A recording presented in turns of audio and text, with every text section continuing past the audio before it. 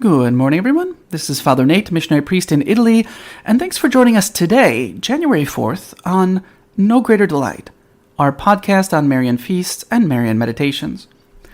Well, once again today we have three different celebrations.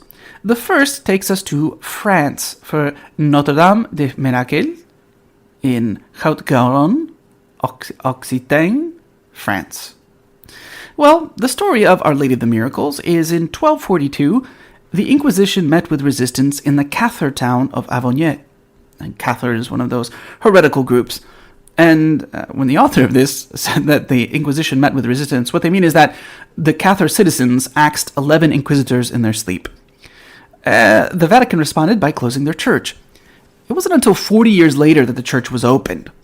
And when it was reopened, the bells began to ring by themselves for a day and night. And under the porch of the church, a wooden statue of Our Lady was found. So a new church dedicated to Our Lady of the Miracles was begun in 1385. And on January 4th, 1537, Pope Paul III granted its visitors a plenary indulgence. This gilt statue, covered with gold, is known as also our Notre-Dame la Belle, like the beautiful lady, right? This unfortunately is a copy that replaces the original one, which was stolen. Next, we'll head south to Italy. In fact, we'll go to Albano Sant'Alessandro, Bergamo in Lombardy, Italy, where in 1417 we have the apparition of La Beata Vergine delle Rose, the Blessed Virgin of the Roses. So it was the night of January 4th in 1417 that two rich merchants were going to Bergamo for business. However, as they were in the forest of Albano, they were kind of overcome by the darkness, and they lost the path. They couldn't find it anymore. So what did they do? Well, being good Christians, they invoked Our Lady, who appeared to them.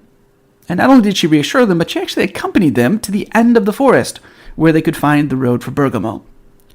So, what did they do? Well, quickly they went on their merry way, very happy, and they reached the city of Bergamo. They really wanted to thank Our Lady right away, and so they decided to go to the church of Santa Maria Maggiore, which is there in Bergamo. However, because it was late at night, the church was already closed. So, next to the church, they find a tower that's kind of fallen down in ruins after the war, which was abandoned but open. So, because it's dark, you kind of say, well, I don't really know what's in there, but that's okay, we'll go there because we really just want to have a time to pray. But as soon as they went in, there was a huge amount of light, and it just kind of covered them. And they saw, elevated somewhat above the earth, seated on like a sort of a rose bed or whatever that completely surrounded the image, there appeared Our Lady with the child Jesus close to her chest. And what was she surrounded by? She was surrounded by roses, right? And even the child Jesus, this is a beautiful detail, in his little hand had a little bunch of white roses, and he was offering them to his mother. It's because of this that later they would ask the bishop and pay a substantial sum of money to build a church on that spot. Likewise, also in Italy, alternatively in Germany, like we have both locations here, we have Madonna del Treviso, which dates back to 746, and there's an apparition of this lady to Saint Jerome Emiliani in 1530, right? Now, why do I say that's Italy? I assume that's where Jerome Emiliani was when Our Lady appeared to him. But it's also Our Lady of Treves in Germany in the year 746. So, again, our Abbot Orsini talks about the dedication of Our Lady of Treves in Germany in 746. Other sources place it as Italy, but in any event, it's okay. Whatever. In any event, we're told that the abbey, this dedication of Our Lady of Treves, the reason why it was built there, it's a church in the woods and a spot where Our Lady appeared to the Princess Genevieve, right? And assured her that her innocence should one day be acknowledged. I think her innocence probably of the Blessed Virgin.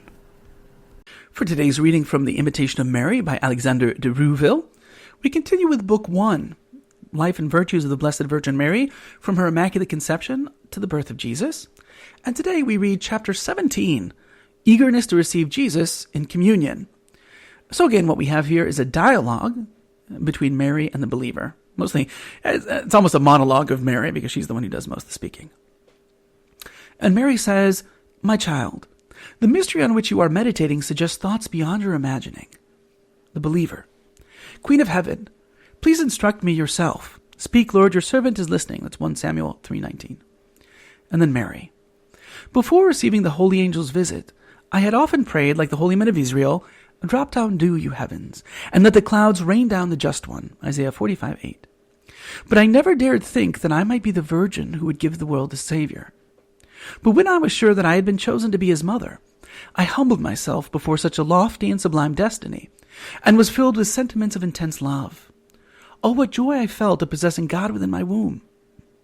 This same God who is in his incarnation deigned to unite himself so closely to me also wants to be united to you, my child, through communion. But you are much less eager to receive him than he is to give. Your laziness and a false humility will suggest excuses for staying away from the holy table. Do not accept them.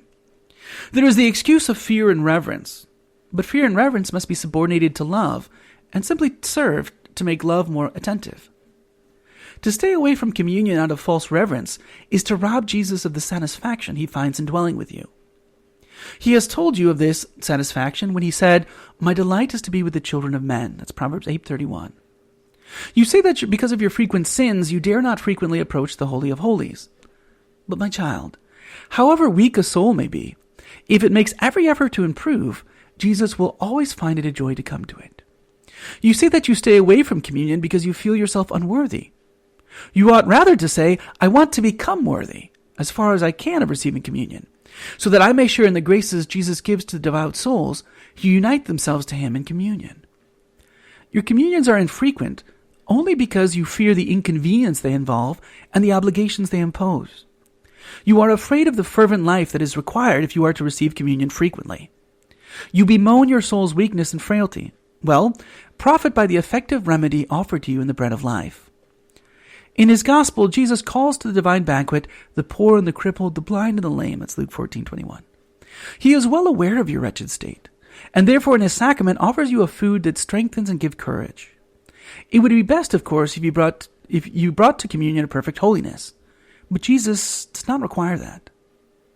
In fact, if perfect holiness were required, few indeed would be admitted to his table, despite all his invitations. To claim that such holiness is required for communicating is to turn the fruit of communion into a disposition of communion. Therefore, bring to communion a sincere sense of your own worthiness.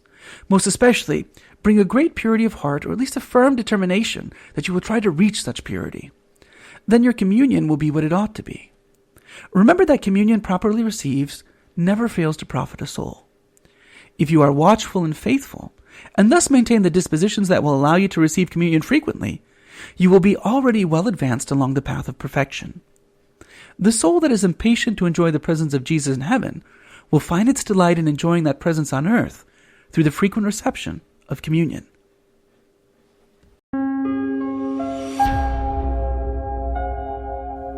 Thank you for listening, and we hope you enjoyed our Marian podcast.